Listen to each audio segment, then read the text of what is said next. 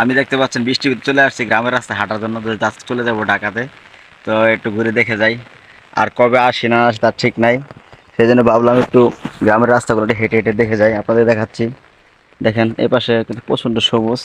এটা হচ্ছে আমাদের বাড়ি থেকে বের হয়ে যেটাকে মানুষ মানে আমাদের বাসায় বন্ধ বলে, যে বন্ধের ভিতরে। হ্যাঁ, তো আমরা বন্ধে যাচ্ছি।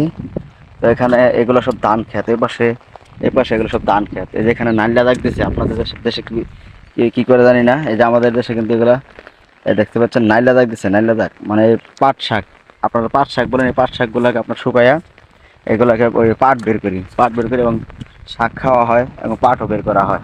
তো আপনাদের এলাকায় এগুলো কি বলে অবশ্যই বলবেন, আমাদের এলাকায় নাইলা বলা হয়। তো ঢাকায় যেতে থাকি, ঢাকা কিন্তু এগুলো পাট শাক বলে। আপনাদের এলাকায় বাসাগুলো কি বলা হয় অবশ্যই জানাবেন। আমার গ্রামের ব্লগ অবশ্যই আপনারা কমেন্ট করুন। এই যে বৃষ্টির ভিতরে দেখেন একটা গরু, এখানে একটা গরু, এখানে এই যে তাল গাছ দেখাচ্ছে আপনাদেরকে। এই দেখেন একটা গরু, এই দেখেন একটা গরু বৃষ্টির ভিতরে ভিজতেছে আর আমাদের তাকিয়ে আছে, দেখতে পাচ্ছেন? আমাদের তাকিয়ে আছে সে, মানে তার খুব কষ্ট হচ্ছে বৃষ্টির ভিতরে। আরেকটা গরু গাছের নিচে দেখতে পাচ্ছেন, সে ছায়া নিচে এখানে।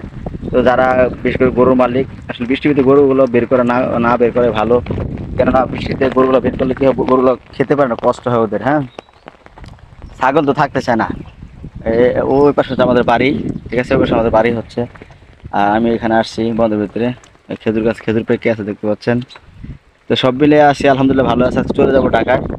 তো আপনাদের সাথে আর গ্রামের কোনো ব্লগে দেখা হবে না ইনশাল্লাহ। তো আজকেই শেষ ব্লগ। আপনারা সব ভালো থাকবেন আর আমার জন্য দোয়া করবেন, আমার সাথে থাকবেন। সবাই ভালো থাকবেন। আসসালামু আলাইকুম।